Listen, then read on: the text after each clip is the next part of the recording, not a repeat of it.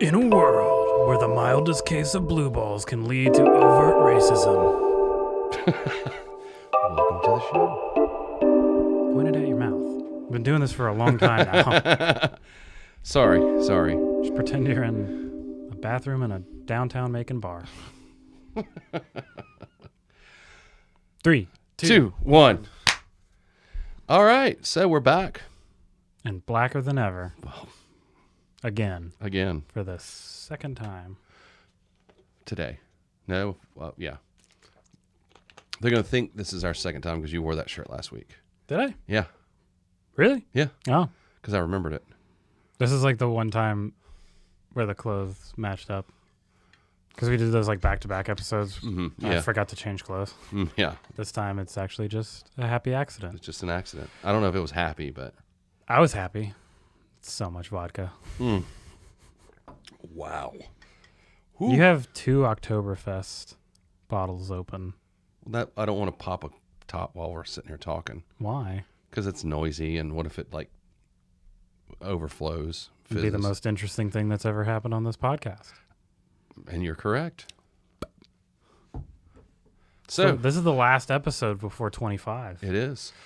So are we still going to flip the script for 25, where I give you some lemons from, and I wanted to do them from my time time frame, my Eastern Standard. Actually, I don't even go by that. I live on island time. Thank you, but that was a stupid. That like a Jimmy Buffett reference. Jimmy Buffett reference, okay. And I don't even like Buffett, so I don't. He's in his 70s now. Well, yeah. Believe that? Yeah. I know back many years ago when me and Trish were in high school and when we were in college, she was a huge Buffett fan. And she always listened to Jimmy Buffett. And so when we would go visit her family in Biloxi, Mississippi, whoever drove got to control the music in the car. That's just a rule. Well, when she would drive, it was Buffett all the way from Macon to Biloxi, which is about an 8-hour drive. That's 8 hours of Jimmy Buffett. So I know. It's more than sufficient. All right, 8 hours of Jimmy Buffett or 8 hours of Rumors? Oh, at least it's different songs with Buffett. Yeah, because she would bring like all of her Buffett CDs. Jesus Christ. Yeah, which I think she had all of them at that point. I didn't realize there were so many. I didn't either until that trip. He's like Buckethead. He has like 500 albums. Yeah. So she's not really a Buffett Hamburger fan. in Paradise, Cheeseburger in Paradise, Hot Dog and Double Cheeseburger in Paradise. Purgatory. You thought you said Hot Dog and Percocet. Sounds about right. Sloppy Joe and Minimum Security Prison. What? That's kind of like a hot Carl. So she doesn't like Jimmy Buffett anymore? She's not a super fan anymore. I think she kind of got over Buffett. That was like her boy band phase?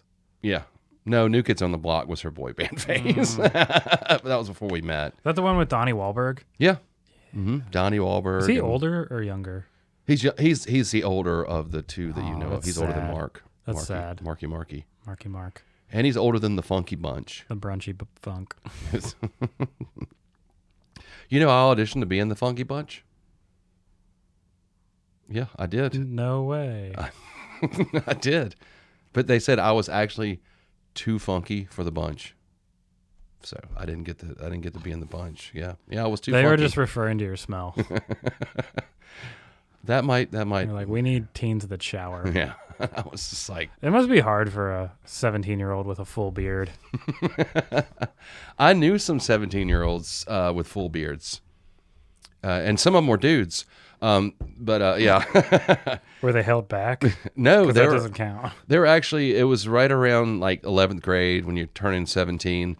They were just like a handful of dudes that just like over the summer grew like a full beard. And they were, same age as me. Now, I couldn't grow facial hair until I was like 22. And then like overnight, it went from like not barely growing peach fuzz to like I can grow like a beard like this, like while I'm in the drive-thru, It just like that. I too look forward to growing up. Just like one day I had no body hair whatsoever, and now like my chest looks like the the floor of a 1977 van. Shag carpeting. They had shag in vans? In the 70s, they had shag carpeting and Why? everything. That sounds horrible. In a world. In hindsight, yes, it does. In a world where We grew up every with stain is captured forever. where there were these carpeted toilet seats everyone had on their. I'm not making that up. What? Yeah. It was basically like Carpeted toilet seats? carpeted toilet seats. I know, Like you would sit on to yeah. I remember my grandmother had what? That's them. That's for real. horribly unhygienic. I don't Yes, know. that is exactly right. But it was a real thing, and it Like existed. the rim of the toilet. What you sat on was carpeted. Well, yeah, it was. You slipped it over. It was a slip cover that was carpet. I am not making That's that insane. up. Yes, it is. Yeah, my grandmother had one, I remember, and a bunch of other people. It was older people who had them. I would not have been able to shit in somebody's house. I was a kid, I'm just saying. I wouldn't. and I thought it was neat. Like, ooh, carpet. Like I don't even have to get up to wipe my ass. You just scrub up against it. You know, It's horrible. Horrible things. it was a different time, my friend. Much different times. Did y'all have vaccines back then? No, we would just hit each other with rocks. Yes, we have vaccines. Okay. It sounds like a really backwards time. No, we took. How many people said the N-word back then? A lot of people in the South. But how many of those people jerked off in bars? Not many. It was a different time. I've worked in places many, many, many years ago when I was much younger that were white male dominated, and that word would be used by employees like it was nothing. I mean, like it was a different time. That sounds awesome. I did work for a company, and I'm not going to mention the company, and it was the manager at the time. I'll just say it rhymes with Bendy's. it was not Bendy's from episode 1. Episode 1. I had nowhere to go with that, but he would only hire white guys. White guys that use the N-word. And if he hired women, he only hired them to run the cash register. They weren't allowed to work on the floor. So interesting. Were they allowed to at least eat off the floor? Only if he threw food at them. So, but that was many, many moons ago. Back when you were 37. Yes, last week at the malt table. I'm just kidding. What? The malt table. What the hell's a malt table? I was making fun of the salt table, but that's not where that was. Oh. Where I used to work. Oh. I thought you were talking about an actual, Oh no. like a item that was in people's home. No. Was the malt table carpeted as well? No, it was not. Did y'all have carpet plates? No, that's disgusting. And having a carpet on your I'm not eating on off your carpet. ass ring isn't. Well, Did y'all have carpeted ovens? no. Okay. None of this is making any sense. But you this would sounds like a Dr. Seuss. You would have carpeted bathrooms where like the bathroom had carpet in it. Ew. Yeah. Why? It was a different time. Was everybody retarded? Some of them. God. Never getting the stains out of that bathroom, I'll tell you that much. From all the beating off.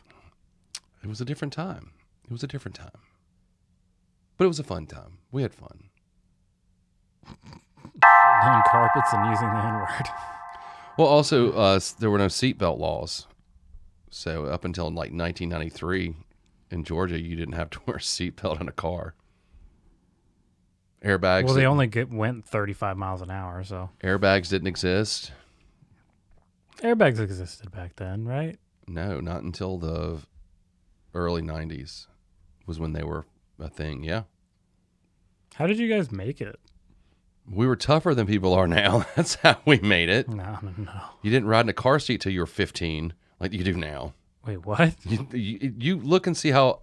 No. Wait, say the sentence again. You didn't ride in a car seat until you were 15. Oh, it made it sound like what you were saying is like when you turned 15, you started riding in a car seat. No. And now kids have to ride in car seats till they're like old enough to shave. It's ridiculous. At 17. Yeah. I was in a car seat until I was like 2. I think that's how, yeah. I remember the first time my dad let me sit just in the seat with the seatbelt. Mm-hmm. That was probably like 2 or 3, something like that. It was a big day. We had, I think it was a 76 Caprice Classic, which the car was about as long as this building. And so I would stand up in the back seat. Why? So I could see over the seat and see out the windshield. So I'd stand up. And we also had, you're going to love this, on long trips where the back seat ended and there was the back window. Yeah. There was like there's always like that shelf or whatever. There's usually like the speakers there where the back window's curved. We would sleep back there on long trips. Was it carpeted? No, it wasn't carpeted though. Yeah, we would sleep back there because we were little. I would fuck with y'all. I'd have the radio turned all the way up and then just unmute it. But, no Rise and seatbelts. shine. Yeah, so that was, it was good times. Good times. I like how you measure how fun the time was with how little safety features there were. As if safety features make the time that we're living in less fun. It doesn't, because Back in my day, we didn't have guards on the bandsaws. And everybody used the N-word. And if you didn't, we cut you with the bandsaw. There was where my brother went to high school, and this was in the mid 80s, late 80s. First of all, and it was outside of Macon. I lived about 10 years in a rural area called Gray, Georgia. You probably are familiar with it, Jones County, Georgia. Never heard of it. It's just north of Macon. It's very rural, still rural. Just south of heaven. But in high school then, if you had your gun rack and your pickup truck and you still had your hunting rifles in it, it was fine. You could park your car at school because a lot of the guys would go hunting before school. And nobody said a word. It was your hunting rifles. You weren't going to go shoot up the school. You were just you're trying to bag a deer. My brother said one day there was a guy who in shop class they were going to do some work on his rifle. So when he got to school, he got his rifle out of his car, slung it over his shoulder, and walked down the halls to the shop class to drop it off. I mean, you could do that now. You couldn't? Yes, you can. But nobody you just won't get as far. No, you won't. But nobody thought anything of it because they knew what he was doing. Yeah. But it was... Plus, it was small town. A little bit different, too, with a small town. But, yeah, the dude walking down the hallways in high school with a rifle slung over his shoulder. It was forgot to unload it. But, see, he was smart enough that it was not loaded. I mean, people weren't stupid. Yeah. People now are stupid. Yeah. So, speaking of stupid people. Yes. I have been following the big... true crime case that's been going on in South Carolina. Have you been following it? I don't follow anything. It's interesting. I've been listening to a great podcast that's been following it. It's this uppity lawyer family up in South Carolina. And back in 2019, their rich, spoiled son killed a girl in a boating accident. Allegedly. No, whatever. And then back in June, the kid and his mom were found murdered on their land. And then the dad was allegedly shot in the head a couple weeks ago, but it was a superficial wound. This is the family of the girl that got killed? No, this is the family of the guy that was killed her in the boat accident. Yeah, it is. What's happening? I don't understand anything that's going on. There's a lot. Okay. In 2019, in February of 2019, there's this family called the Murdochs in Hampton, South Carolina. I mean, it's news. I'm not like telling tales out of school. And the rich family, rich son on daddy's boat with all of his friends drinking. They crashed the boat, and one girl was thrown out of the boat, and they didn't find her till I think a week later. Obviously, she was dead. Well, his family is very big controlling in the government of that area. So he was never charged. And then when he finally was charged, he never got arrested, never had a mugshot. So it was awaiting, trial or whatever, awaiting, all that stuff. So he was free. Well, in June of this year, him and his mother were found shot to death on their land by two different kind of guns. He was killed with a shotgun, and his mother was killed with an assault rifle. So their dad discovered it. So that was a big mystery as to, well, who killed this kid? He was already, facing 25 years in prison for, 3 felony boating felonies, BUI felonies. And then... BUI sounds fun. Doesn't it? So then earlier this month, the dad got shot in the head on the side of the road. But it turns out it was superficial, which means you can't even see in his mugshot now that he had gotten shot. Why does he have a mugshot? Because then he was arrested because it turns out he paid the guy to shoot him, and so he could leave his other surviving son a $10 million life insurance policy. What the fuck is going on? He paid a drug dealer to shoot him, a 61-year-old drug dealer. The guy shot at him like 6 or 7 times and still didn't kill him. So now Murdoch is also, he just got fired from the law firm that his family's been in for decades for misappropriation of funds. They suspended his ability to be a lawyer, whatever it's called. Disbar. Yeah. Sorry, words. He turned himself in for insurance fraud because he was paid someone to kill him for the life insurance payout. The drug dealer he hired to shoot him, he was arrested for, assisted suicide or something. It's just getting more and more. Murder for hire. Yeah, murder for hire. It's getting more and more twisted story. And a few years ago, their housekeeper had an accident and died on their property. In 2015, a kid that was associated with the family was supposedly killed in a hit-and-run accident. Yeah, I mean, the bodies are piling up with this family. This is weird. It is. And this is all happening. I haven't been following it. This seems like a headache. I never follow stuff like this, but it's just interesting to follow. I mean, we had a true crime thing happen in Macon about 10 years ago, and it was really interesting where this law student basically murdered and what's the word? I always lose words when I get here. He cut her up her body. Oh yeah, like dismembered. Yeah, just murdered and dismembered her, and they actually found the torso, and he thought he'd gotten rid of it, and he eventually. It's always the torso. It was in their trash bin for their apartment complex. Yeah, this guy was an idiot. Go look up the Stephen McDaniel case. It's so interesting. What's funny, not funny, but what's interesting about that case is they lived in an apartment complex across the street from Mercer Law School in Macon. And it's right as you're heading into downtown. And it's that apartment complex, everybody knows that's just for law students, blah, blah, blah. One day, I was at work, and me and my coworker were in our delivery truck, and he needed to run downtown and cash a check. So it's like, sure, we're on the clock. We might as well goof off. Mm-hmm. So that's the route we took into downtown, and we drove by the law school apartments, and there was a cop sitting out there. And I said to my buddy, dead serious, I said to my coworker, I was like, look at that. It looks like one of them law students must have gotten some kind of trouble today. Go down to the bank, circle the block a couple times, pick him back up. We're headed back up. By the time we head back up the street, that whole street's blocked off. There's like 20 cops there. Holy shit. When we drove by the first time and that one cop was there, that was the moment that cop found that girl's torso in the trash can. Holy shit. Like, we drove by as that was occurring and had no idea. Like, didn't know anything about it. I had to like make some phone calls and find out why there were like 8 million cops.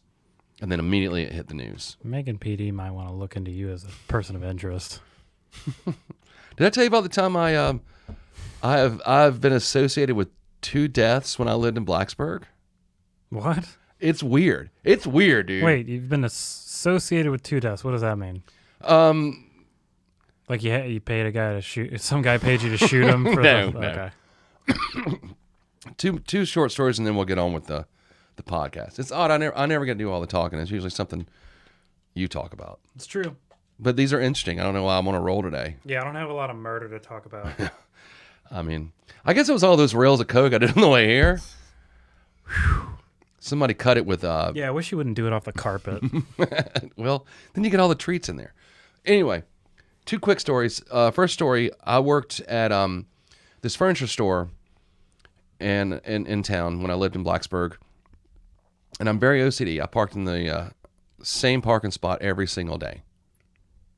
That's how OCD I am. I get to work one morning and somebody's parked in my spot. And I'm like, this throws my whole day off. So I get out of my car and go to walk to the building, and there's a person in the car. And I look at them, give them the stink eye, and they lean up out of their seat and they look at me. And I look at them like, bro, I don't know who you are. Why are you in my spot? And I just kept walking. So when I get in the store, I'm like complaining to my coworkers. I'm like, some idiot's in my spot, man. He's in his car just sitting there, and that's my spot. Just all mad. So I get out. I drove a delivery truck for that store too. So me and a coworker go out. We're on delivery, blah, blah, blah. It was a little bit after lunch, and my boss calls me on the work cell phone. And she was like, Jonathan, you did say that you saw that person sat up in that car and looked at you, right? I said, yeah. She said, so they were alive when you saw them this morning, right? And I'm like, yeah.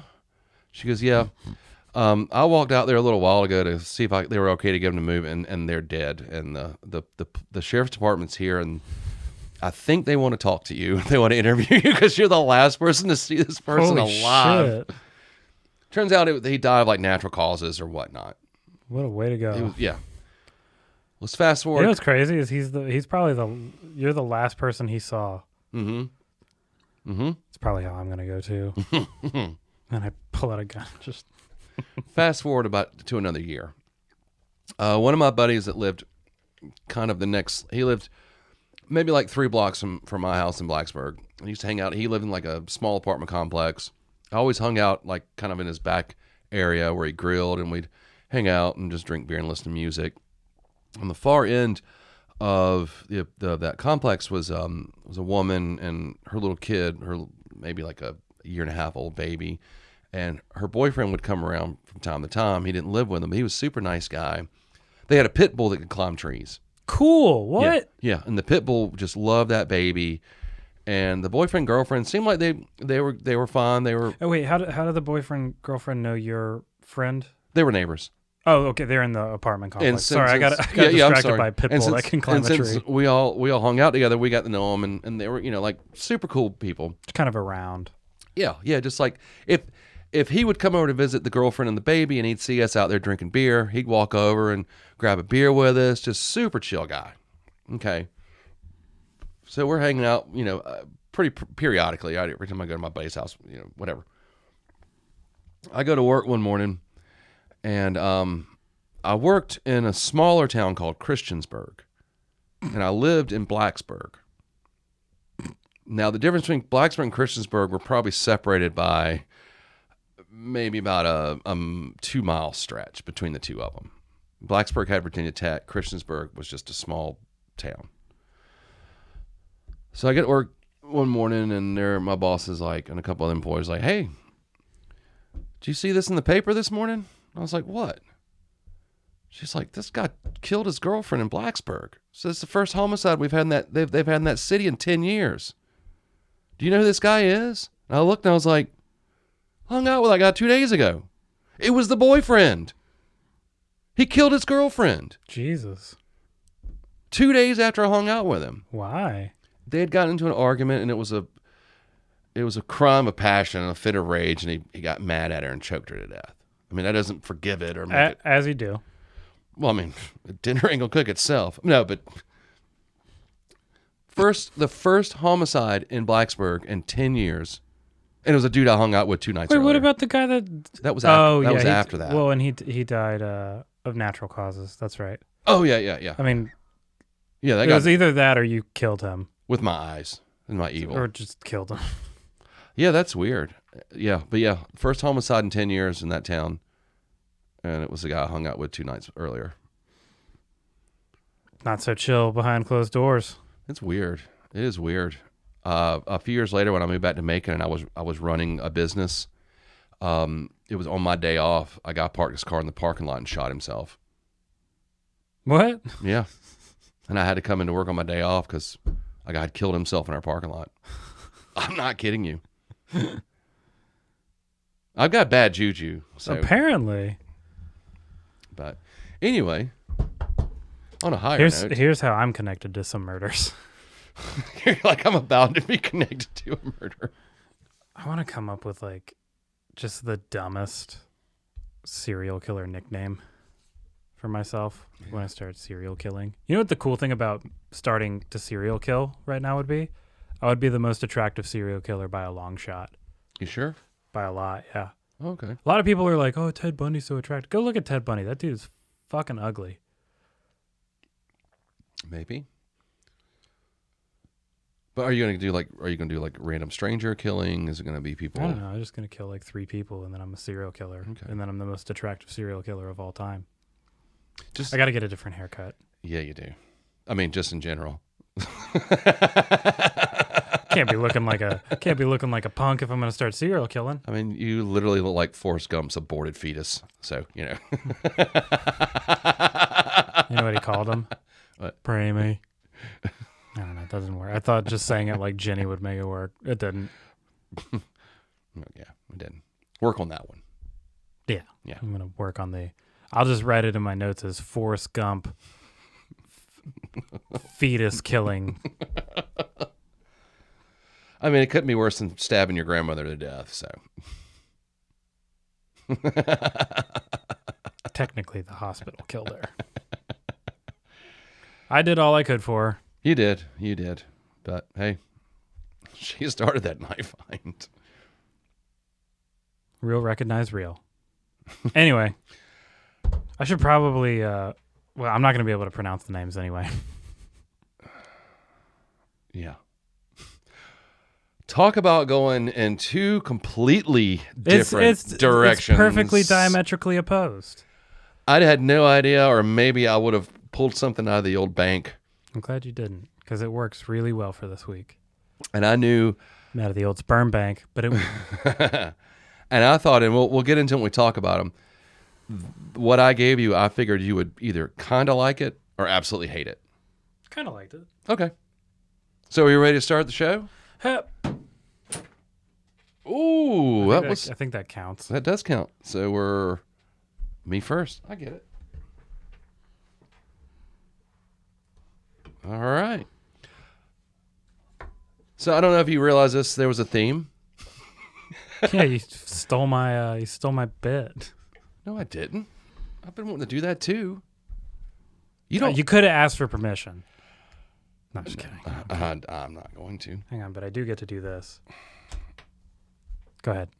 Thank you. There's pics everywhere in here. Mm-hmm. Anyway, so I gave you 3 songs by one band. It's the first time I've done this with you. And I was just like, this is actually a list I've been wanting to put together for a while, but I had too many other things that I want to throw at you first. And this is a band, it's called the Dead Milkmen. And I was also worried that maybe you'd already heard of them. It's the first time on this show that I was familiar with one of the songs. Okay. But not super familiar. I've just heard it before. Okay. A little backstory on them, so I don't have to keep telling it. They're obviously a punk band. Are they from Boston? They are from Philadelphia. Okay, close. They are from the Philly punk scene, which I don't know any other punk bands from Philadelphia. Maybe if I'd done some more research. Judas Priest. Pittsburgh. I'm kidding. They're from Philly. Yeah. Judas Priest is from Philadelphia. Yes. I knew it. Those British accents are fake. Yeah. Like Rancid. Yeah. No, Rancid are actually from the Bahamas. Oh. Yeah. That makes sense. Mm-hmm. Yeah. Destination unknown. Oh, that'd be Jamaican. Who's racist now? Reggae. Anyway. But you know, Bob Marley was actually from Canada. And racist. Yes. Yeah. He hated Canadians. And white people. No woman, no cry. Yeah. Well, yeah, he didn't like women. Anyway. Anywho, so it's Dead Milkmen. They kind of really made their shine in the world around. They were formed in '83. This is the first song I gave you called "Tiny Town." Is off their first record, "Big Lizard in My Backyard." Obviously, they use a lot of satire in their lyrics. They have a lot of fun. Yeah, a lot of like Meatmen vibes. They are influenced by the Meatmen, very much so. In fact, they covered Meatmen Stomp on a live performance many times, and they called it the Milkmen Stomp. Oh. But just kind of very snarky, sarcastic. And they kept their heavy Philly accents, which is why they sound so funny. I mean, they sound like they're from around maybe even Boston. Like, but yeah, they're still around. All original members except for the drummer. Unfortunately, he committed suicide a few years ago. Did his guitar player rearrange his body for an album cover? No, they didn't do that. Thank God. All these band people committing suicide in Jonathan's parking lot. He apparently had like drug issues and whatnot. No way. Yeah, A punk rocker from Philly? I know. Say it ain't so. It's like, just choke on a Philly cheesesteak. Yeah. That's how I want to die. Yeah. Or get run over by one of those Amish horse carriages. That's right. I got stuck behind one of those one time, delivering mattresses in Virginia. We got stuck behind one. They're small Amish villages, like in those mountain towns. Oh, yeah, that makes sense. Yeah. Yeah, we got stuck behind one, and they ride in the middle of the road, and you can't pass them. Yeah. I mean, you can. But not in a box truck. You just have some explaining to do. But anyway, first song was Tiny Town. Nice little Mayberian overview of small town living. Yeah, very much reminiscent of True Grit. Yeah, it had a lot of that feel to it. Yeah. And I had probably about 10 of their songs to give you, and I had to like whittle it down, which is, wow, the three that you got made the cut, but there were a lot more I could have thrown at you. My favorite was I wanted to give it to you, but I didn't think it would be nice for this podcast. They have a song called "Taking Retards to the Zoo." Next week on LSDC. It was a different time. Yeah. But anyway. Taking retards to a downtown Macon bar. But anyway, your opinions on Dead Milkmen and Tiny Town, and should we just take it like song by song? Yeah. Well, we'll do this song unless you want to do all three, and then we do your. We'll do it like our normal format. Yeah. Yeah, our normal. So we'll do this song, and then we'll get I'll talk about the Milkmen after. Yeah. Like as a whole. Okay. Later. Okay. But yeah, I mean, very obvious in terms of their satirical lyrics. It's a fun song. It sounds bad. It's just a bad sounding song. It's like, it's weird because I can tell it's punk, but it's just the cleanest guitars possible. Yeah. And just horrible, horrible singing. Yeah. It's just mind-boggling how they garnered any success whatsoever.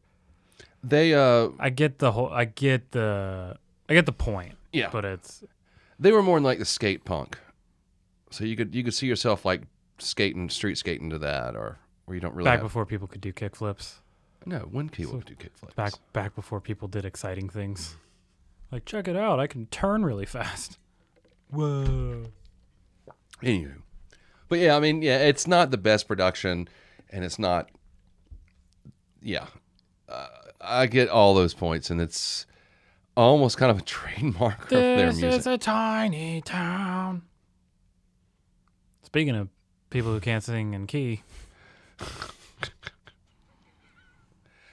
All right.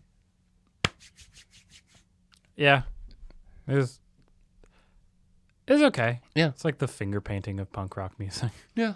I mean, it's very simplistic, and they're not like my favorite punk rock band. Honestly, they've only come to light because I'd forgotten about them, and a few months ago I kind of reintroduced myself to them because we used to listen to them back when we were little skater punks back in like the late '80s. Yeah. So it was just I was like, let me dive back into these guys. It's been a couple decades since I really listened to them, and it kind of it's like, I wonder what Brennan thinks about this band. Just something a little different. Yeah. It's like it's a notch over from good, between good and great. Yeah, okay. It's okay. Yeah. Well, I didn't think you were going to hail it as the next, Dream Theater. I don't even like Dream Theater. Okay. Or the next They're okay. Devin Townsend. There's something weird about a musical project where the singer can go take naps. Mm-hmm. Mm-hmm. You know what I mean? Like, I'll be here for a verse and a chorus, and then I'll see you guys in 45 minutes. He literally like goes and has a meal. Yeah. Because I've seen Dream Theater live, and like you forget he's even there. Does he walk off stage a bunch when he's not doing anything, or does he just kind of stand there? No, he walks off stage because he doesn't play an instrument. Right. No, he walks off stage. Yeah. And then it's pretty superfluous at that point. Yeah. It's like you're interesting enough to hold these very long, sort of almost jam sections. Mm-hmm. Like, just do that. Why do you need a singer? Yeah. Because, I mean, like 90% of their music is not him, especially live. Yeah. I think I told you I saw him live, and they played almost 2 hours, and they played 7 songs. Yeah. I mean, they're good musicians, but I can only watch so many guitar solos. Yeah. And there were guitar solos. Yeah. What's that guy's name? John Petrucci? Yeah, the guitars, yeah. Yeah. He's phenomenal. Oh, he's an But amazing I guitarist. get really tired of it after. I mean, everyone in the band is an amazing musician. And I like their singer. He just, you don't really hear from him much because he's. It's just not that exciting. Mm-mm. No, I mean, they're just boring live. I mean, they're great, but like I can only sit there and watch someone play a guitar solo for 15 minutes before I'm just like, all right. Now, the flip side of that, we went and saw, when Sam and I went to see Weezer and Pixies. I went for Pixies. There's no an one opening. was there for Weezer. Everybody was there for Weezer. That was the unfortunate thing. And I don't mind Weezer, but They don't bother me. what was the opening band? It wasn't Pavement. I think maybe it was Basement. Okay. But it was one of the. It was like the opposite end of Dream Theater, where Dream Theater is like too exciting, it's boring, or like too much going on that it becomes boring. Basement or whoever it was, they didn't have nearly enough going on, and their songs were just like, it was verse, chorus, bridge, chorus out, or whatever. It was just like the same thing every time, and I was like, Jesus Christ, somebody take a solo or something. Holy shit. It was like something I used to talk about being in a band back in the day. I was like, I love guitar solos, and I love killing guitar solos at the same time. Like, I love writing songs that don't need a guitar solo, or just a solo in general. Yeah. And I love songs that have solos in them, so I'm going to do both. But I would never just have an entire set of songs with solos or songs with no solos, because it'd just be really boring. It would be. Either way. Yay. This mediocre guitar player is gonna wail again. Getting the most out of that whammy pedal, though, I'll tell you what. There you go, buddy. So if I could give the Dead Milkman, any advice, it would be Solos? check out the other effects on those amps. Check out some guitar pedals. They probably couldn't afford them. I don't think I probably all the heroin. All right, so Also Tony, auto-tune. You know, it'd be crazy if the Dead Milkman, the stuff they were coming out with now, sounded like that one week where I sent you like Good Charlotte and Green Day and Blink-182. If it sounded like that.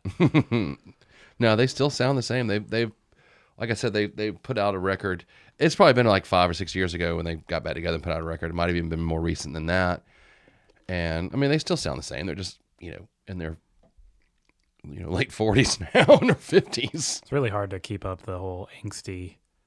Well, I think like Music's- lyrically they've changed. I mean, they're not still, not their newest stuff. This is a bigger town, a slightly bigger town. No murders in 10 years. Until Jonathan comes to town.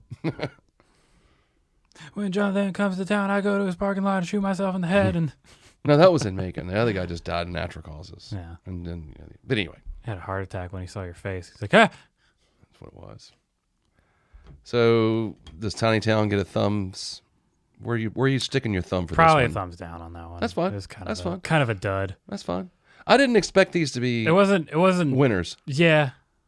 So Well, neither did they. So Mm-hmm. it works out. all right, let's get to La Boheme. this exciting. So it was the first opera I ever saw. La Boheme. Okay. I forget the name of the ending song. It's the last song. It's where Mimi dies.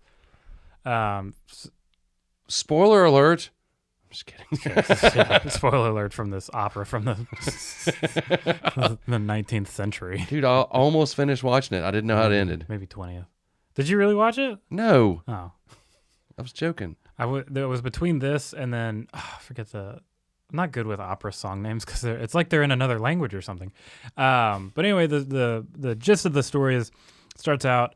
It's 4 artists. It's sort of where the term starving artist got coined. It's kind of like with this play, and I think they reference this opera in other musicals a lot. Like I think Rent has. I've never seen Rent, but I think they reference it. And I think it means the Bohemians. I'm not sure, but anyway. It's like the first popular thing portraying starving artist. Takes place in Paris, and I think the opera I saw it in was in Italian. Maybe it was in French. I don't know. It's like it's in another language. Anyway, the main guy meets a girl. They fall in love, and then she dies. Oh, I mean, Mimi. That's where that part was coming from. 'Cause she yeah. died. Then I was waiting for something to happen in that song. There was a funny episode of The Simpsons. Must have been an Where- old episode then. Homer figured out that he can sing with perfect. He can sing perfect. Don't do that. Oh, I was trying to raise it up. Sorry. So use this part. Oh, I'm sorry. Apologies. Here, thank you. It's like you never worked a microphone before. Well, I don't even have a joke there.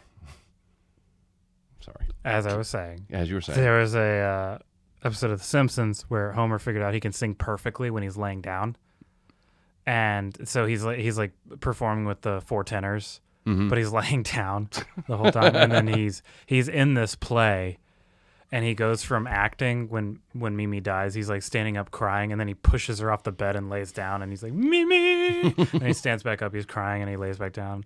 So it's just that was a funny bit from that. Oh. I can't think of 3 songs each that are more diametrically opposed in terms of the most simple music with horrible singers and very complex and intricate music with phenomenal singers. The latter is about the Dead Milkman, right? No, it is not. You could have your opinions on music in terms of what you like to listen to, but anyone who would say that the Dead Milkmen have provided more, have contributed more to music than Mozart, can all go die. I don't know who I don't want to hang out with people that think that way. Mozart. Is he related to that Amadeus guy they had that movie about? Yep. Okay. Yeah, he was his dad. Oh, okay. Yeah. Awesome. Yeah, that dude did some funny stuff. I'm just kidding. I'm being stupid. His life seemed like a real fun time. So what happens when you're born in the Holy Roman Empire? Throwback. Ah. So this one was, I'll go ahead and say this. Obviously, I'm not very well versed in opera. Now, Clearly. I think opera is actually very beautiful, and I am a fan of everything that goes into it. The best singers in the world, great musicians. There was no guitar solo, or did I miss it? You missed it. Okay. I missed it. You went to the bathroom. That's when I went to go poop. Yeah. This was a slow burner, like, and being that I didn't know what they were singing about, right? With, but I enjoyed it. It was very soft and slow until, obviously, right after the drum solo. But I was listening to it for the first time on my deck, and it was so quiet, so I had it turned all the way up. Brag. What? You probably have a back deck. I don't. You want me to help you build one? No. Okay. And so it was, it was so quiet and somber, and then the end it blows up, and I'm like, great. My guests are gonna think I'm back here listening to opera. They're gonna think I'm a big dummy squishy head. I think I have culture. But like I said, I'm not the biggest fan of opera, but I can appreciate opera. I can appreciate the musicianship. I can appreciate everything that goes into it. This would be my second favorite of the three. But I will give it a thumbs up because, that's cool. I like to listen to opera a lot in the car if I'm tired of listening to music or podcast. I'll just throw on opera because it's kind of like a nice kind of blend of both. I don't think of it like music, if that makes sense. Because it's so thematic, and it's you can listen to an entire opera, and it's not like listening to an album. No, you're essentially listening to a stage play. Yeah, well, that's all it is. Right, but it's I don't know. It's like it's like a level deeper than even like concept albums, if that makes sense. There's a narrative. That's what I was looking for. So that's what I like, and it's in other languages, which never bothers me. Most of the music I listen to is people who speak other languages. Yeah. There's a tiny town. That Philadelphia accent might as well be a different fucking language. Yeah. If you can't speak American, yeah, you can't speak American, you can take your ass back to Boston. They're tearing down statues over there. Yeah, a town near you. Are they actually? I don't know. I heard that one statue hired another statue to shoot him in the head so he could give his son's statue a statue life insurance policy. Exactly. But it was, yeah. But that statue was a 61-year-old drug dealer, so he missed 7 times. Mm-hmm. Yeah. So. As you do when you got the Coke shakes. Yeah. 40 plus years of powder. Yeah. But yeah, it's like I said, I'm not a fan of opera. Like that's kind of an unfair statement, but I can appreciate it, and I don't mind listening to it. You're not digging opera every day. Right, of course not. But, just because you don't understand it doesn't mean it doesn't make any sense. Yeah, like last week. What was last week? French. Oh, yeah, the French. But there is something about being able to do with your voice what opera singers can do with their voice. Mm-hmm. Yeah. And it's an instrument at that point. Yes, it is. And you're one of the most skilled people at that instrument. Yeah. Will I ever go see an opera? It's multi-timbral. Yeah, I'll probably never go see an opera. You will if I take you. Are you going to hold my hand and buy me popcorn? We'll get those little like binocular things, Trish would love that. She used to be into theater stuff so much. This is going to surprise you, maybe.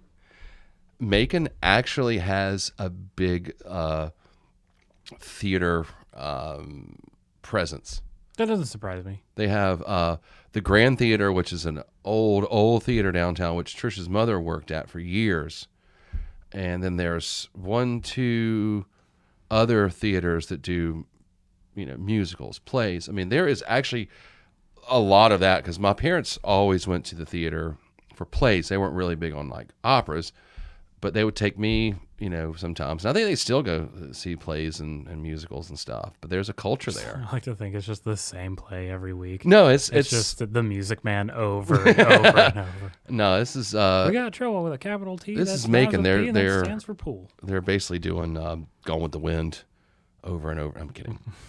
No, and I've actually known people that were actors, and the Nutcracker, they do it every year, and it's like if you live in Macon and you're a kid and you get in the Nutcracker, it's like winning like the Nobel Prize or something. Like that is a sought after thing, even if you're playing like a tree or a nut. The play, not the ballet. No, it's the ballet. It's the play. It's played. Yeah. I mean, it has the dancers and everything. The original is ballet. Well, yeah. No, Which I also go watch sometimes. Ballets are cool. and Trish was actually, she was a ballet dancer. How long? I don't remember. She did ballet, tap, jazz, all those kind of stuff, and then she did it growing up. And then once she met me, she did it for about a year. Then, she quit because she tore up her knee.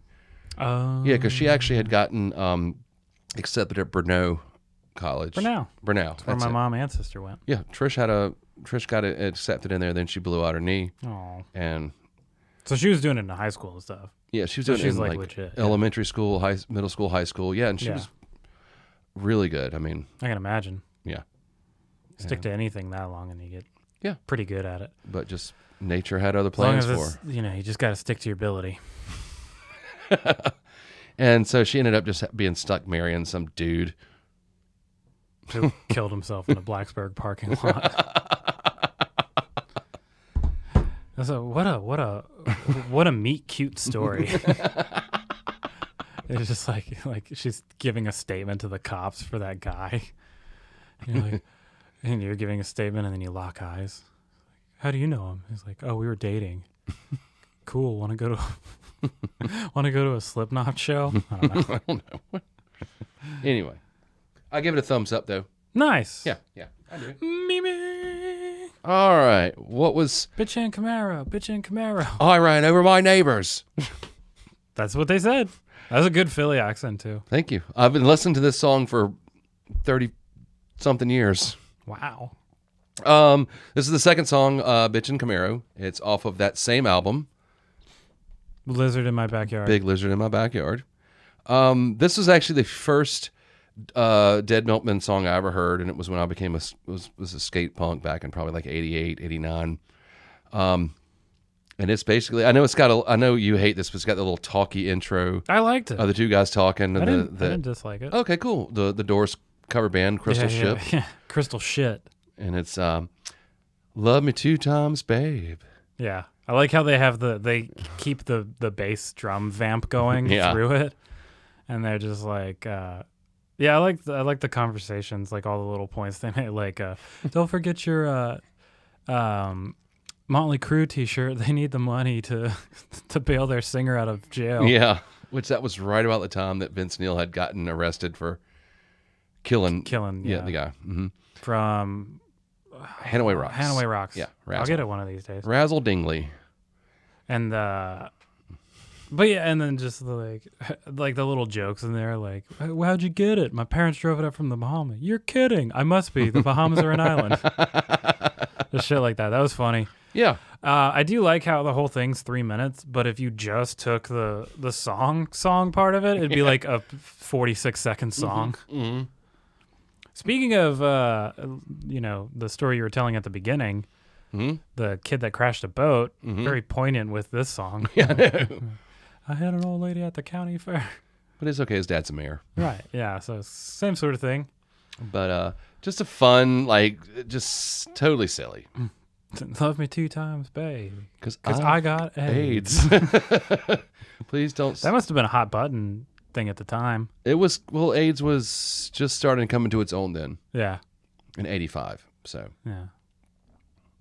But, yeah. Please don't take us to court. What's the court? Nothing. Don't worry about it. No, what's the court? That's a story for another time. People's Court. People's Court, yeah.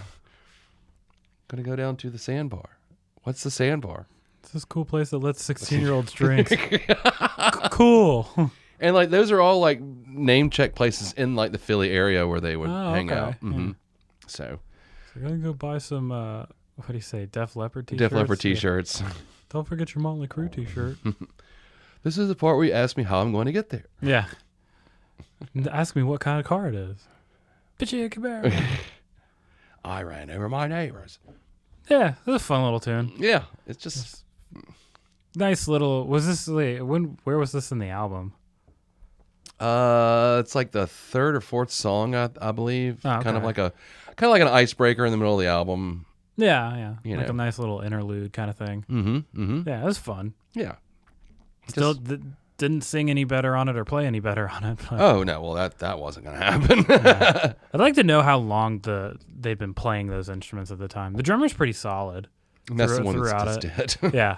And then the I don't know if the guitar player was playing more than maybe even 5 years. I don't think they'd been playing that long, and it's the guitar player and the bass player, I think, are the singers. Mm-hmm. And I think so. And because obviously there's more than one singer in the band, but they all Right. have that same Philly accent. Yeah, they all sound the same, Yeah. pretty much. But yeah, just, another slice of skate punk when we were kids. I could see like a nice hangout, and smoking meth or whatever. I don't know, whatever you kids did back in the day. But just riding our, skateboards, hitting the street ramp and just talking and just being punks. Yeah. But yeah. It's a fun song. I liked it. Cool. I liked it a lot. It's kind of like, I love satire on the level of like the stuff, like the Ronnie and the DC Crew kind of stuff. I like when it's, I don't know, just intentional comedy like that, where it's like circumstantially driven. But just not overly stupid like the Bloodhound Gang tends to get. Yeah. It's not like pounded in your brain. Oh, I didn't throw 100 different references at you so you can get some kind of laugh. Right. Whereas So- this was just more lighthearted fun. Yeah. A different time. So you give it where are you sticking your thumb this time? This was fun. I like it. Okay. I don't think you need to listen to it on repeat or anything. No. It's fun not to just, if it comes up, like I've got Not a freaking Chopin or anything. I've got a Pandora playlist that's all punk music, and it'll pop up like maybe every like third time I'm listening to this playlist. Like every third song. No, and it's just fun. It's like, oh yeah, and even though I've been like I said, I've been listening to songs since I was 13. Mm-hmm. It's still like, oh yeah, I still get I still get a chuckle, Yeah. get quite a giggle. Yeah. So My favorite band, Crystal Shit's playing. yeah, they do a great door show. Oh wow. I liked all the unimpressed reactions, or just like the stoner 16-year-old actions. Oh, cool. Well, cool. Well, let's move on to. I dreamed a dream.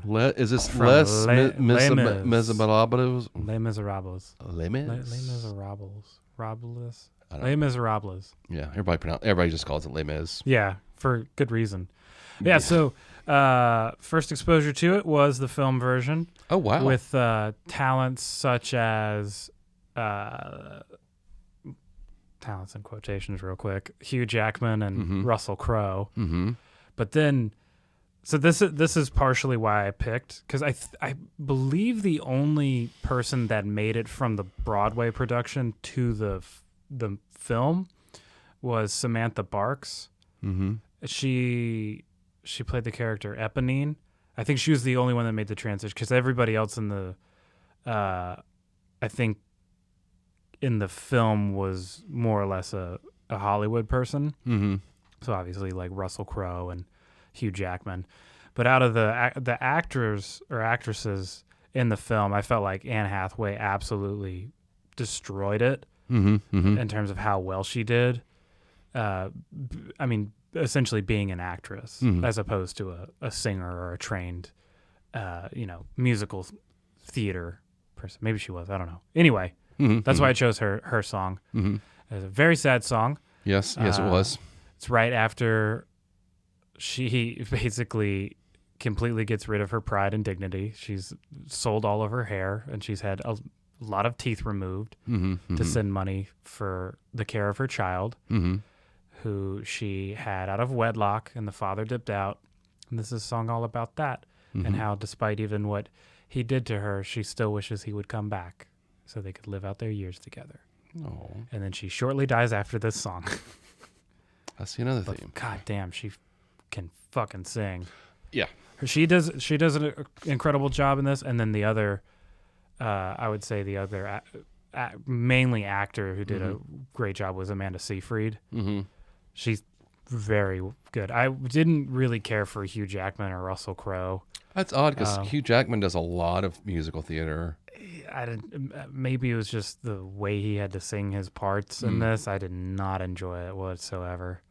He had moments. I actually ended up liking Russell Crowe's parts a little bit more. And then Eddie Redmayne was okay. Mm-hmm. He has a weird face, especially when he's singing. He's like, who's the other guy? I'll have to look him up, but he's like the main revolutionary leader kind of thing. He fucking crushed it too. I wonder if he's musical theater persons. Anyway, so it was enjoyable. I was surprised. Did you like the fact that it was sang in your native tongue? Yeah. No, it wasn't sung in Southern. Yeah. No, it was because I know Les Mis is French. Yeah, it's French. But yeah, I mean, it sounded good. I didn't realize Anne Hathaway had the voice. I was very well aware of, this play or opera or whatever it's called. I think it's technically an operetta. Okay. Long before the movie version came out, obviously. Right, yeah. I've never seen it. I've never seen the movie. I've never seen the operetta. We should watch the movie. You can get drunk and I'll get stoned and we'll watch the movie. I would have to because I'm not big on musicals. I just don't like musicals. Good movie. But yeah, I think she sounded really good. It was just such a sad song, and it was just, this is number 3. Because it just made you so sad. I mean, well, it didn't make me sad. It made your alter ego meth mouth sad. My dog was sad. Maybe this is what that guy that shot himself in your parking lot was listening to. Maybe so. But I mean, not that I didn't enjoy it by any means. Like I said, I was very impressed with Anne Hathaway singing. Just made you feel something, and you didn't like it. No, that was Bible camp. But and it was my youth minister, and he made me feel something. I dreamed a dream. And then we went to the Applebee's bathroom. What? I couldn't think of a bar, so I said Applebee's instead. You couldn't think of a bar, so you said Applebee's. Because that's more ridiculous. Continue. Move on. But anyway, I liked it. I'll give it a thumbs up. Yeah, it's a beautiful song. Yeah, beautiful play. It is. I just started. Like I said, I was at that point where I was ready to hang yourself. No, I was tired of listening to music, and for whatever reason, my data is getting throttled right now, so can't listen. Is that to a euphemism? Yeah, can't listen to podcasts as much as I'd like to on the road. So I was like, I'll just listen to some musicals. Gotcha. They're fun. Yeah. Because they're thematic, and then I'm like, oh yeah, that was how the movie went. Well, awesome. Well, thank you for that too. You're welcome. Here we go. Punk rock girl. Dead Milkman, Punk Rock Girl off of their album Beelzebub. Small lizard in my my foyer. This is this is from their 1989 album, and I'm sorry if I got the year wrong. Beelzebub. All right. They get a check on that one. They have check minus, check plus. They get a check on that one. Yeah, from Beelzebub. That scans. So, Punk Rock Girl. This was actually their breakthrough MTV hit. I could see that. Mm-hmm. It was a video for it. It actually got played a little bit on MTV. Not in Philly, but other places. Yeah, but yeah, and it was just once again a fun song. You know, if I had a radio station, what I would call it? What? WAXR. Waxer. But he falls in love with a punk rock girl, and of course he meets her family, and they go, or he meets her dad. Yeah. Yeah. Did they meet? I don't remember them meeting. He mentions them. He definitely mentions them, but Yeah. I don't remember them talking about. But just all the little weird references, Yeah. Where they go to the record store, and he goes, "Do you have any Mojo Nixon?" They said, "No, he doesn't work here." Mm-hmm. He said, "If you don't have any Mojo Nixon, then you're working on you some fixin'." Mm-hmm. Sorry. That's okay. I always remember that line. I thought they said Mr. Nixon. I thought they were like, we went in looking for Richard Nixon. They Mojo said, Nixon, he's a singer from. Not aware. Look him up. What's he a singer from? No, he's a solo artist, Mojo Nixon. Oh, Mhm. okay. Kind of a dirty rock and roll kind of.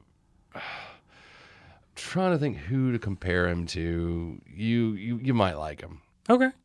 Just kind of like one of those gravel voice. Not like Tom Waits, but That's actually what I was about to say. but kind of like a. Yeah. But Mojo Nixon. Mm-hmm. Just in your free time. Yeah. But anyway. This is the one song that I had heard before. Okay, I okay. think it came on like my Rancid playlist or something. Yeah. So I've heard it. Really reminds me of what's that? It's that punk song. It's like I forget who does it. It's like I got a whole wide world left to find her. I think it's just called Whole Wide World. Stairway to Heaven. It's close. Okay. By the band Stairway to Heaven, yeah. I don't know. Stairway 11. Anyway, But yeah, that was their what it reminded me of. moderate rock hit. rock moderate hit, you mean? Yeah. But like I said, there were so many other songs I want to throw at you. Honorable mentions: Taking Retards to the Zoo, Labor Day, Big Lizard, which the song is about. There's a big lizard in his backyard.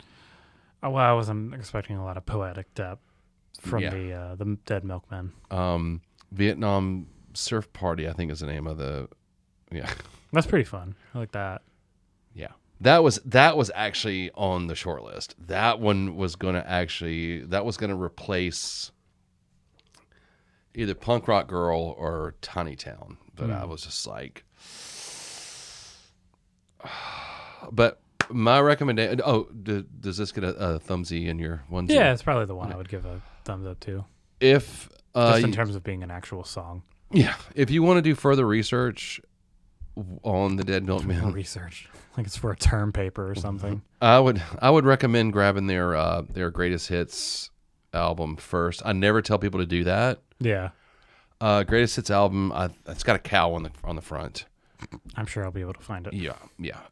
Or just start from Big Lizard in My Backyard and make your way through. Yeah, They always had funny album titles. Eat Your Paisley, Metaphysical Graffiti, Beelzebubba. Obviously these guys weren't trying to change the world, doesn't seem like it. but they had fun. That's all that matters. That's all that matters. Except the drummer. Apparently he wasn't having fun. They're like the worst team in the little league. Yeah. It's just like just have fun.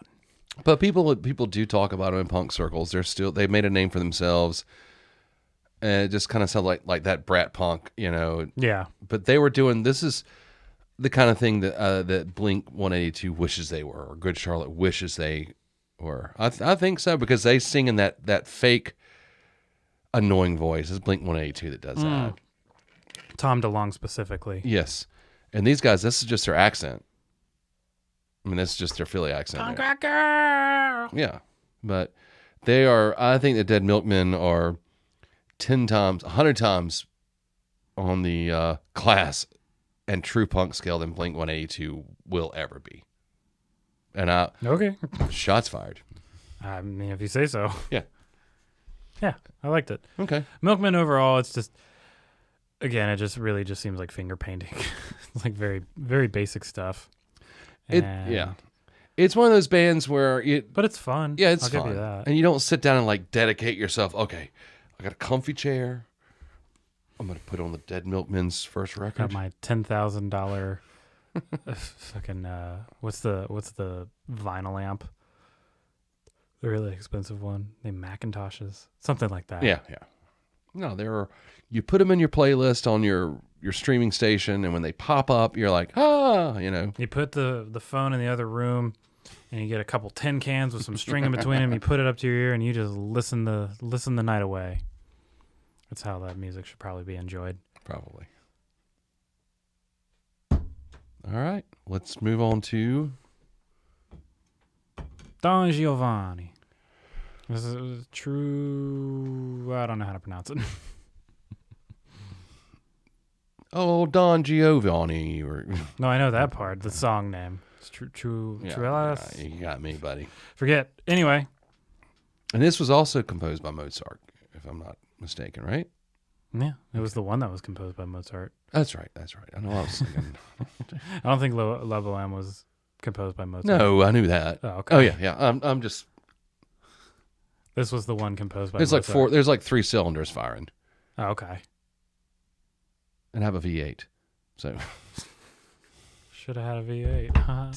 But anyway, this is actually. I'm sorry. A little background.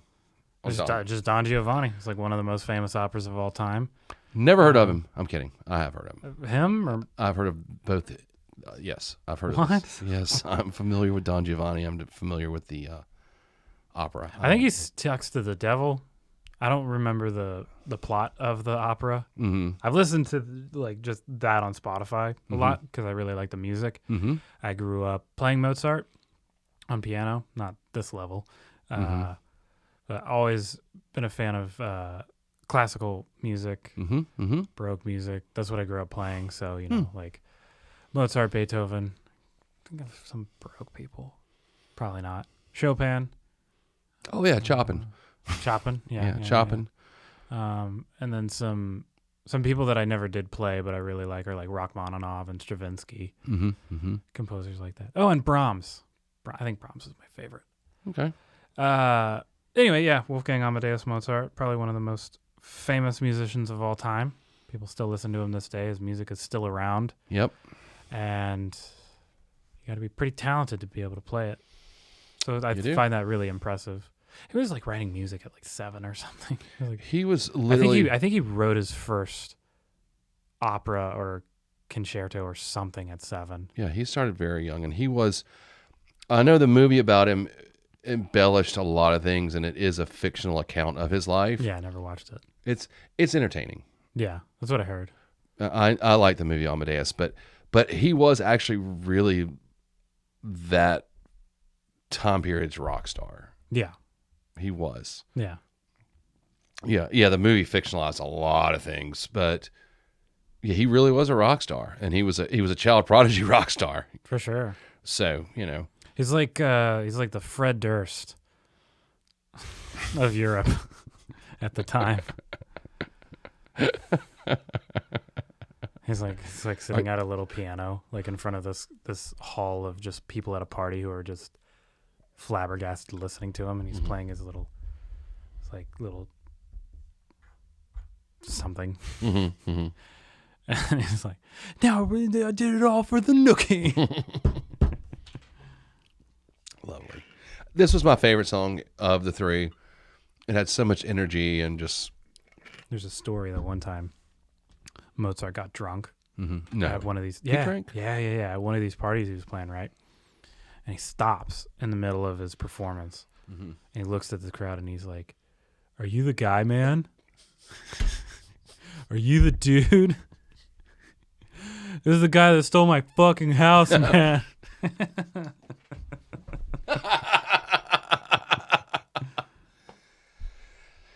See, good for him, because one time Beethoven was playing and someone was talking and he just got up and left.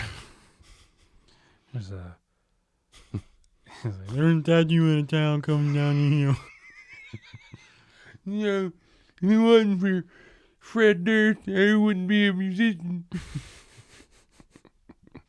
He lost everything in that fire. He lost everything. For those of you who don't know, Beethoven was deaf. Yes. And Fred Durst is big. If it wasn't for Fred Durst, we found out this week, there would be no Aaron Lewis. So now we know who to blame. It's all Fred Durst's fault. Yeah. Yeah. Thank you, Fred Durst. Yeah. Thank you. More like Fred Dirt. Am I right? Well, if you rearrange the letters in his last name, it spells turds. Yeah. Fred Turds. It does. Dread turds. So thank you, Fred Durst. As if you weren't already like a cancerous mole. You know what you can call him is Durf turds. Durf turds. If you rearrange the letters of his first name. Old Durf turds. Durf turds. It's kind of like you're trying to say Deftones. Yeah, It's like Beethoven trying to say Deftones. Durf turds. Durf turds. But I give it a thumbs up. This one was 3 The good, like I recommend. Yeah. I'd really like to go and see Don Giovanni at some point. I think it'd be a lot of fun. I think What they do at a lot of operas is they have, it's just the performance, but they'll have like a little board at the top of the play, and they'll project the subtitles, if you will, on them, so you get kind of an idea of what they're saying in real time, and you can still watch the performance. That's what they did when I saw La Boheme. So it's not as highfalutin as it once was. Like, you can just go and just like wear a collared shirt. You don't have to wear a tux and. No, fuck no. Okay, I kind of like wearing a tux. I mean, we can. I mean, I haven't worn. We should do that. We should wear tuxes and then take LSD and go see John Giovanni. Okay. Or just mushrooms. Mushrooms are probably way more chill. I was about to say, I don't think I've worn. I wore a tux. I was like, I haven't worn a tux since I got married. But Trish did this a work event a few years ago where it was a red tie event. So I rented a tux with a red tie. It was a Valentine's Day theme thing, and I looked good. I haven't worn a tux since the last time I took acids.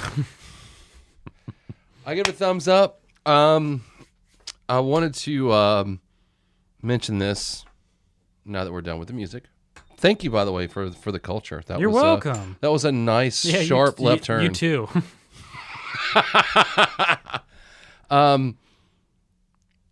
This week was very sad. One of my all-time favorite comedians passed away suddenly, Norm Macdonald. Boo fucking who. Well, it was sad. Yeah. So I'm not going to dwell on it, but R.I.P. Norm Macdonald. He had apparently been suffering from cancer for 9 years, but he didn't tell anybody. Didn't tell anybody. Yeah, comedian Neil Brennan was like, having cancer for 9 years and not telling anybody is the most Norm Macdonald thing you can do. Exactly. So yeah, gonna miss you, buddy. But just want to give him a quick shout out. Nothing beats his Burt Reynolds impression. Yeah, Turd Ferguson. Which I'll tell you, I loved all the fuck. Oh, it was Sean Connery that did all the illusion, fucking like conjoining the words together. But he did one, and it was like appetites something, and he was like, "I'll take ape ticks for 800." Which a certain someone that we know of, we used to call him Turd Ferguson. No. But yeah, R.I.P. Norm. I wonder who that could be. I really liked his special. I think the only special I saw of his was Hitler's Dog. It's very funny. Very funny comedian. And I've seen a lot of his sketches on Saturday Night Live. Yeah. I was listening to Bill Burr does his Monday morning podcast, and it's just kind of him talking. He was talking about Norm Macdonald, and he was saying that he was like one of the only people who truly didn't give a fuck on the planet. He was on Saturday Night Live, and I think it was when he was doing Weekend Update, and all he was doing was like OJ jokes. Not all he was doing. He was just doing a lot. And then a producer, like a higher up, said that he needed to tone it down on the OJ jokes for whatever reason. So he just did more OJ jokes, and then he got fired, or he quit or got fired. I can't remember. Fired. He left the show, and then he was saying like a year and a half later is when Dirty Work came out, and they had him back on SNL to kind of promote it, and they had him as a host, and he goes out there and he says, I got fired from the show a couple years ago because they said I wasn't funny. That means I either got a lot funnier or this show sucks. Yeah. And then he just started doing a lot of OJ jokes. Well, that producer, he was good friends with OJ. Right. And that was... But yeah, he made a lot of OJ jokes. He made a lot of Michael Jackson jokes when people were scared to make them. But he was Norm. He was funny. He didn't care. He didn't care. Yeah. So, but yeah. It's fun. One of the funny things, like Joe Rogan tells this story about how he's on a plane with Norm. They were sitting next to each other, and Norm just like kind of volunteers, like, he's just been, I could quit smoking, and he's talking like he hadn't smoked in like 2 years or something. He's like, I was just had to quit, and that's kind of like all they talked about on the plane. And then they landed in LAX, and Norm went and bought a pack of cigarettes, and Joe was like, he was lighting it before he was out of the airport, and he tells the story like that, and it's funny because everybody on the internet is like, I don't know how Joe Rogan doesn't realize he was a part of a Norm Macdonald bit. It's like all this talk of smoking just made me want to have a cigarette. Which Dirty Work was a hilarious movie. It was very funny, and it was actually the last movie that Chris Farley appeared in. Oh yeah. It was his last. And then what's the other guy's name? Artie Lang. Artie Lang, yeah. He's fucking hilarious. Yeah, he was so funny. Yeah. Yeah, that movie and so underrated. There was also another movie that has flown so far under the radar, and I saw it in a theater. It was a movie that Norm Macdonald did with Dave Chappelle called Screwed. I feel like I've seen it. It might have been a long time. Also has Danny DeVito in it, and it's... What's it about? I might not have seen this, actually. Norm Macdonald is like a butler to this rich old lady who's really mean to him. Mm-hmm. And like they go and try to get revenge on her, and I think like Danny DeVito, like they hire him to kidnap her, and Danny DeVito's just like this crazy wild guy. I mean, it's just...